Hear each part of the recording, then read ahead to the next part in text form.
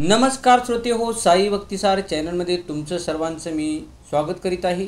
मी तुम्हाला या व्हिडिओमध्ये भगवद्गीतेतील अध्याय 12वा अध्यायाचं नाव आहे भक्तियोग। भक्तियोगामध्ये भगवान श्रीकृष्णाने अर्जुनाला म्हणजेच अर्जुनाला जे अर्जुन हा निमित्त आहे जगाला त्यांच्या प्रेमाबद्दल ज्ञान सांगितलेलं आहे, प्रेमाबद्दल माहिती दिलेली आहे। जर आपल्यापैकी या चॅनलवरती कोणी नवीन असाल तर चॅनल सबस्क्राईब करा, जेणेकरून मी जसे नवनवीन व्हिडिओ अपलोड करीत जाईन तसे तुम्हाला त्या नवीन व्हिडिओचे नोटिफिकेशन तुमच्या मोबाईलवरती येतील व तुम्ही ते व्हिडिओ पाहू शकता, ऐकू शकता। तसेच व्हिडिओ आवडला तर लाईक करा, शेअर करा, तसेच कमेंट बॉक्समध्ये राम कृष्ण हरी लिहा, ओम नमो भगवते वासुदेवाय लिहा। नमस्कार श्रोते हो, साई भक्तिसार चॅनलमध्ये तुमचं सर्वांचं मी मनपूर्वक स्वागत करीत आहे। मी तुम्हाला या व्हिडिओमध्ये भगवद्गीतेतील अध्याय 13वा अध्यायाचं नाव आहे क्षेत्रज्ञ विभाग योग। क्षेत्रज्ञ विभाग योगामध्ये भगवान श्रीकृष्णाने अर्जुनाला प्रकृती, पुरुष आणि चेतना याबद्दल माहिती दिलेली आहे, ते आपण या व्हिडिओमध्ये पाहणार आहोत। जर आपल्यापैकी ह्या चॅनलवरती कोणी नवीन असाल तर चॅनल सबस्क्राईब करा, व्हिडिओ आवडला तर लाईक करा, शेअर करा आणि कमेंट बॉक्समध्ये ओम नमो भगवते वासुदेवाय अथवा राम कृष्ण हरी असं लिहा। मी चॅनल सबस्क्राईब यासाठी तुम्हाला करायला सांगतो की मी जसे नवनवीन व्हिडिओ अपलोड करीत जाईन तसे तुमच्या मोबाईलवरती नवीन व्हिडिओचे नोटिफिकेशन येत राहतील जर तुम्ही चॅनल सबस्क्राईब केला तर। चला तर हा अध्याय आपण चालू करूया। श्री गणेशाय नमः, श्री सरस्वती नमः, ओम नमो भगवते वासुदेवाय नमः, ओम नमः शिवाय, ओम साईनाथाय नमः। अर्जुन उवाच प्रकृतिं पुरुषं चैव क्षेत्रं क्षेत्रज्ञमेव च यतद्वेदिति तुमिच्छामि ज्ञानं नेयं च केशव। श्री भगवान उवाच इदं शरीरं कौन्तेय क्षत्रमित्यभिधीयते यतद्वेति तं प्राहुः क्षत्रज्ञ इति तद्विद। अर्जुन म्हणाला, हे कृष्ण, मला प्रकृती, पुरुष, क्षेत्रज्ञ आणि ज्ञान व ज्ञेय याबद्दल जाणून घ्यावयाची इच्छा आहे। श्री भगवान म्हणाले, हे कोणतं या शरीराला क्षेत्र म्हटले जाते आणि जो या शरीराला जाणतो त्याला क्षेत्रज्ञ म्हटले जाते। तात्पर्य, अर्जुनाला प्रकृती, पुरुष, क्षेत्रज्ञ आणि ज्ञान व ज्ञेय याबद्दल जिज्ञासा होती। या सर्वाबद्दल जेव्हा त्याने श्रीकृष्णाकडे पृच्छा केली तेव्हा श्रीकृष्ण म्हणाले की या शरीराला क्षेत्र असे म्हणतात आणि जो या शरीराला जाणतो त्याला क्षेत्रज्ञ असे म्हणतात। हे शरीर म्हणजे बद्ध जीवांचे कार्यक्षेत्र आहे। जीव या संसारात गुरफटलेला असतो व तो भौतिक प्रकृतीवर प्रभुत्व गाजवण्याचा प्रयत्न करीत असतो आणि म्हणून भौतिक प्रकृतीवर प्रभुत्व गाजवण्याच्या त्याच्या क्षमतेनुसार त्याला कार्यक्षेत्र प्राप्त होते। हे कार्यक्षेत्र म्हणजे शरीर होय। आणि शरीर म्हणजे काय? शरीर हे इंद्रियाने बनलेले असते। बद्ध जीवाला इंद्रिय उपभोग करावयाची इच्छा असते आणि इंद्रिय उपभोग घेण्याच्या त्याच्या कृतीनुसार त्याला शरीर किंवा कार्यक्षेत्र उपलब्ध करून दिले जाते। म्हणून शरीराला क्षेत्र असे म्हटले जाते आणि ते बद्ध जीवाचे कार्यक्षेत्र असते। आता जो मनुष्य स्वतःच्या शरीराचे तादात्म्य करतो त्याला क्षेत्रज्ञ म्हटले जाते। क्षेत्र आणि क्षेत्रज्ञामधील भेद जाणणे फारसे काही कठीण नाही। कोणतीही व्यक्ती जाणू शकते की बालपणापासून ते वृद्धापकालापर्यंत तिच्या शरीरामध्ये अनेक बदल होतात, तथापि व्यक्ती ही तीच राहते। याप्रमाणे क्षेत्र आणि क्षेत्रज्ञामध्ये भेद आहे। अशा रीतीने बद्ध जीवात्मा जाणतो की आपण शरीरापासून भिन्न आहोत। प्रारंभी वर्णन करण्यात आले आहे की देहिनोस्मिन जीव हा देहस्थ असतो आणि देहाचे बालपणातून कौमार्यातून तारुण्यात आणि तारुण्यातून वृद्धावस्थामध्ये स्थित्यंतर होत असते आणि देहाचा स्वामी असणारा जाणू शकतो की देहामध्ये स्थित्यंतरे होत आहेत। हा देहाचा स्वामी म्हणजेच क्षेत्रज्ञ होय। काही वेळा आपण विचार करतो की मी मनुष्य आहे, मी स्त्री आहे, मी कुत्रा आहे, मी मांजर आहे, या सर्व क्षेत्रज्ञाच्या उपाधी आहेत, परंतु क्षेत्रज्ञ हा शरीरापासून भिन्न असतो। आपण जरी आपले कपडे इत्यादी वापरतो तरी आपण जाणतो की वापरलेल्या वस्तूंना आपण भिन्न आहोत. त्याचप्रमाणे थोडेसे चिंतन केल्यास आपण जाणू शकतो की आपण शरीरापासून भिन्न आहोत. मी, तुम्ही किंवा इतर जे शरीर धारण करतात त्यांना छत्रज्ञ म्हटले जाते आणि शरीराला छत्र असे म्हटले जाते. भगवद्गीतेच्या प्रारंभिक 6 अध्यायामध्ये क्षेत्रज्ञ आणि ज्या स्थितीयोगे तो भगवंतांना जाणू शकतो त्याचे वर्णन करण्यात आले आहे. भगवद्गीतेच्या मधल्या 6 अध्यायामध्ये भगवान आणि भक्तीच्या संदर्भात आत्मा व परमात्मा यातील संबंधाचे वर्णन करण्यात आले आहे. तसेच भगवंताचे श्रेष्ठ स्वरूप आणि जीवांच्या स्वरूपाचे निश्चित रूपाने या अध्यायामध्ये वर्णन करण्यात आले आहे. जीव हे सर्वच परिस्थितीदायीन असतात, परंतु जीवांना विस्मृती झाल्यामुळे ते दुःख भोगत असतात. पुण्यकर्माद्वारे प्रबुद्ध झाल्यावर ते अर्थार्थी, जिज्ञासू आणि ज्ञानी इत्यादी विविध अवस्थामध्ये भगवंताकडे जातात याचेही वर्णन करण्यात आले. आता 13व्या अध्यायाच्या प्रारंभापासून जीव हा भौतिक प्रकृतीच्या संपर्कात कसा येतो आणि सकाम कर्म ज्ञानाचे अनुशीलन आणि भक्तीच्या आधारे भगवंत जीवाचा कसा उद्धार करतात याचे विवरण करण्यात आले आहे. जीवात्मा हा शरीर जरी शरीरापासून पूर्णपणे भिन्न असला तरी कोणत्या ना कोणत्या रीतीने त्याचा देहाशी संबंध येतो याचे विश्लेषण करण्यात आले आहे. श्लोक नंबर 3. क्षेत्रज्ञं चापि मां विद्वी सर्वक्षेत्रस्यु भारत क्षेत्रज्ञेयो ज्ञान यज्ञानं मतं मम. हे भारत, मी सर्व शरीरामधील सुद्धा क्षेत्रज्ञ असल्याचे तू जाण आणि हे शरीर आणि त्याच्या क्षेत्रज्ञाला जाणणे म्हणजेच ज्ञान होय, हे माझे मत आहे. तात्पर्य: क्षेत्र आणि क्षेत्रज्ञ, आत्मा आणि परमात्मा याची चर्चा करताना आपल्याला भगवंत, जीव आणि जड प्रकृती हे 3 विविध अभ्यासयोग विषय आढळतील. प्रत्येक क्षेत्रामध्ये शरीरामध्ये 2 आत्मे असतात, व्यक्तिगत आत्मा आणि परमात्मा. परमात्मा हे भगवंताचे विस्तारित रूप असल्यामुळे श्रीकृष्ण म्हणतात की मी सुद्धा क्षेत्रज्ञ आहे, परंतु मी शरीरातील जीवात्मा नाही. मी परमात्मा आहे, मी प्रत्येक देहामध्ये परमात्मा म्हणून उपस्थित असतो. भगवद्गीतेच्या शब्दात सांगायचे म्हणजे जो क्षेत्र आणि क्षेत्रज्ञ याचे सूक्ष्म रीतीने अध्ययन करतो त्याला ज्ञान प्राप्ती होते. भगवंत म्हणतात की ते प्रत्येक शरीरातील कार्यक्षेत्राचे ज्ञाता आहेत. जीवाला आपल्या शरीराचे ज्ञान असते, परंतु इतर शरीरांचे त्याला ज्ञान असू शकत नाही. परमात्मा रूपाने सर्व शरीरामध्ये उपस्थित असणारे भगवंत सर्व देहांच्या बाबतीत सर्व काही जाणतात. त्यांना सर्व योनीतील सर्व शरीरांचे ज्ञान असते. एखाद्या नागरिकाला स्वतःच्या भूमीचे सर्व काही ज्ञान असू शकेल, परंतु राजाला केवळ राजमहालाचे ज्ञान नव्हे तर प्रत्येक नागरिकाकडे असणाऱ्या सर्व मालमत्तेचे ज्ञान असते. त्याप्रमाणे मनुष्य केवळ स्वतःच्या शरीराचा स्वामी असू शकेल, परंतु भगवंत सर्वच शरीराचे स्वामी आहेत. राजा हा राज्याचा मूळ स्वामी असतो आणि नागरिक हे दुय्यम प्रकारचे स्वामी असतात. त्याप्रमाणे भगवंत हे सर्व शरीराचे परम अधिपती आहेत. शरीर हे इंद्रियाने बनलेले असते. भगवंत हे ऋषिकेश अर्थात इंद्रियाचे नियंत्रक आहेत.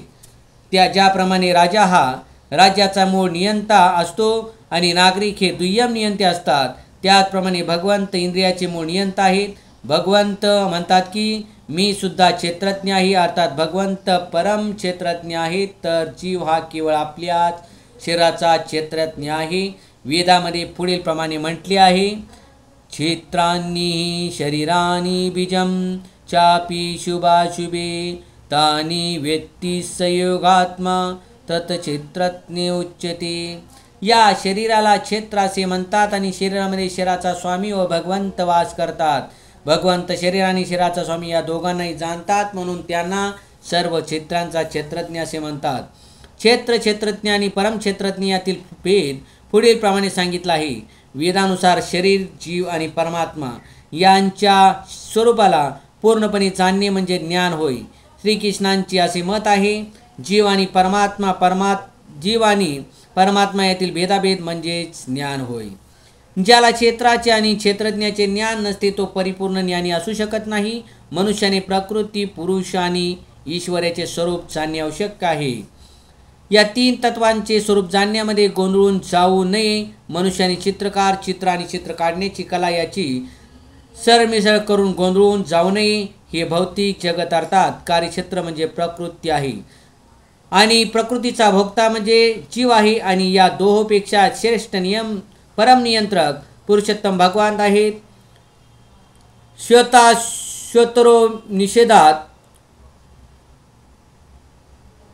श्वेताश्वतोपर निषेधात सांगितले आहे की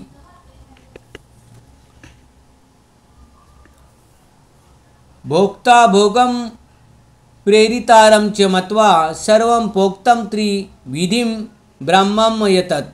तीन ब्रह्मसंकल्पना आहेत.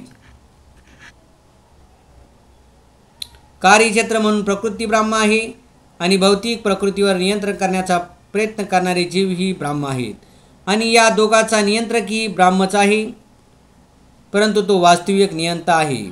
या अध्यायामध्ये सांगितले जाईल की दोन क्षेत्रज्ञापैकी एक च्युत ज्याचे पतन होऊ शकते आणि दुसरा अच्युत ज्याचे कधीही पतन होत नाही. एक श्रेष्ठ तर दुसरा गौण आहे. दोन्ही क्षेत्रज्ञ एक समानच आहेत असे जो म्हणतो तो भगवंताच्या कथनाचा विरोध करतो, कारण या ठिकाणी भगवंत स्पष्टपणे म्हणतात की मी सुद्धा क्षेत्रज्ञ आहे. जो एखाद्या दोरीला सर्प समजतो तो ज्ञानी असू शकत नाही. विविध प्रकारचे देह आहेत आणि विविध प्रकारचे देहांचे मालक आहेत. प्रत्येक जीवाला भौतिक प्रकृतीवर प्रभुत्व गाजवण्यासाठी स्वतःची अशी क्षमता असल्यामुळे निरनिराळ्या प्रकारची शरीरे आहेत, परंतु त्या शरीरामध्ये भगवंतही नियंता म्हणून उपस्थित आहेत. च हा शब्द महत्त्वपूर्ण आहे कारण हा सर्व प्रकारची शरीरे दर्शवतो. हे श्री बालदेव विद्याभूषण यांचे मत आहे. प्रत्येक शरीरामध्ये जीवात्म्याबरोबरच श्रीकृष्णही परमात्मा रूपामध्ये उपस्थित असतात. श्रीकृष्ण येथे स्पष्टपणे सांगतात की परमात्मा क्षेत्र आणि परिमित भोक्ता या दोहोंचाही नियंत्रक आहे. श्लोक नंबर 4.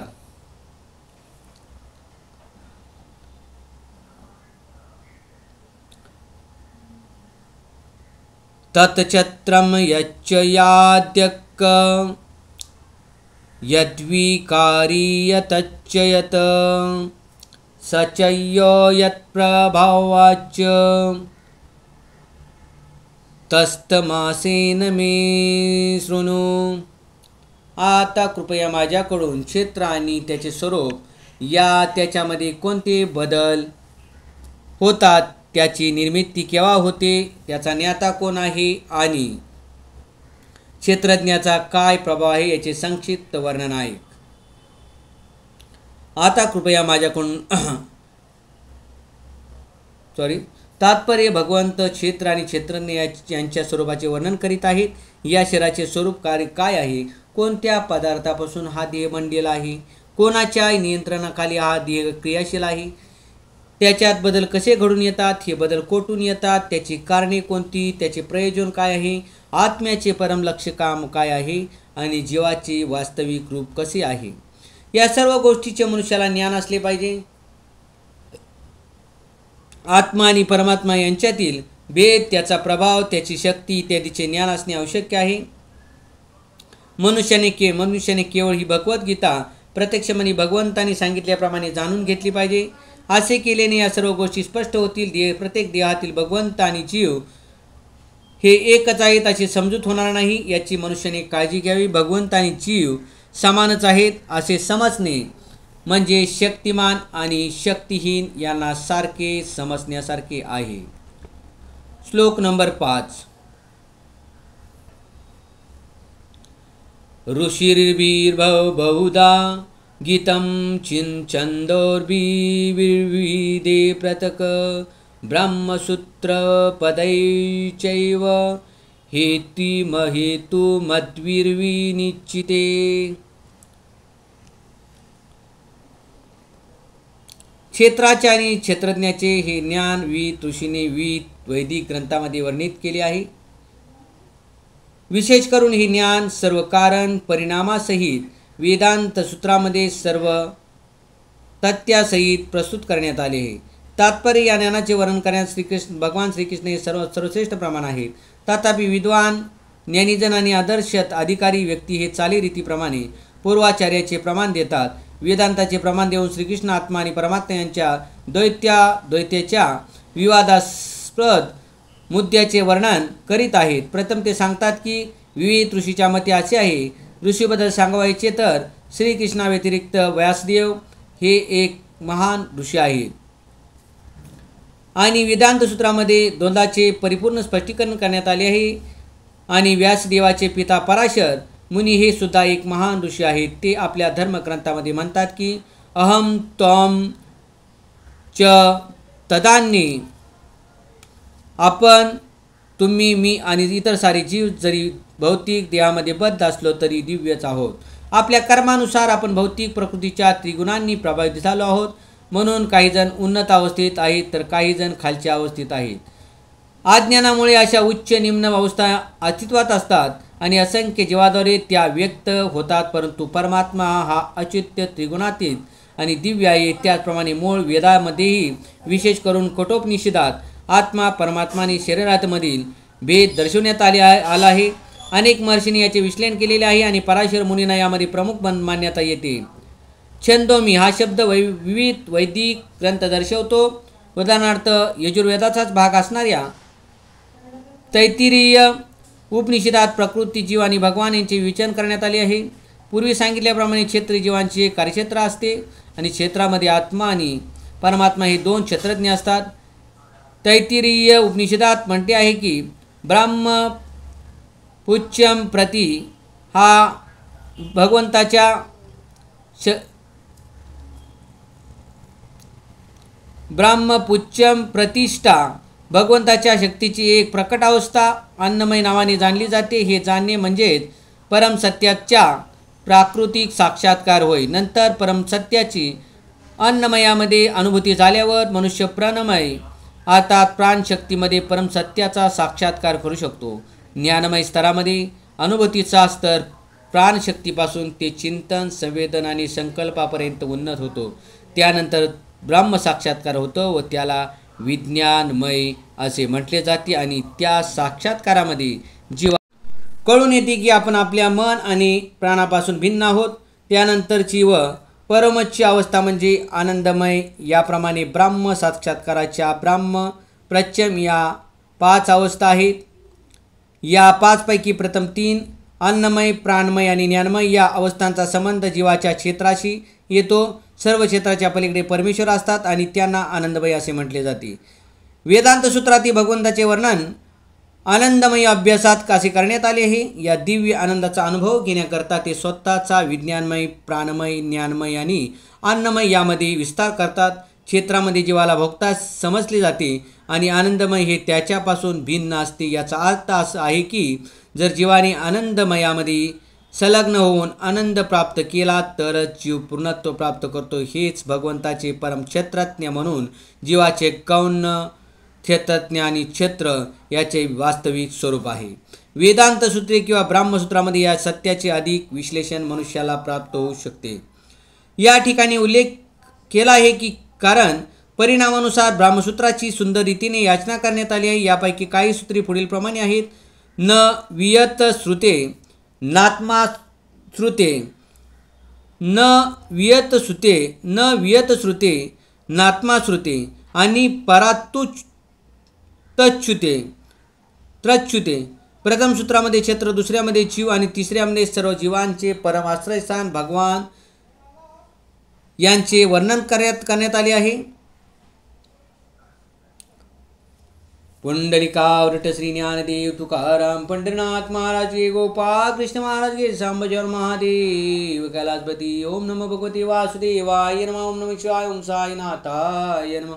श्रोते हो, अध्याय नंबर 13 मधील क्षेत्रज्ञ विभागमधील श्लोक नंबर 5 पूर्ण करून मी तेच तुमचा निरोप घेतो. धन्यवाद.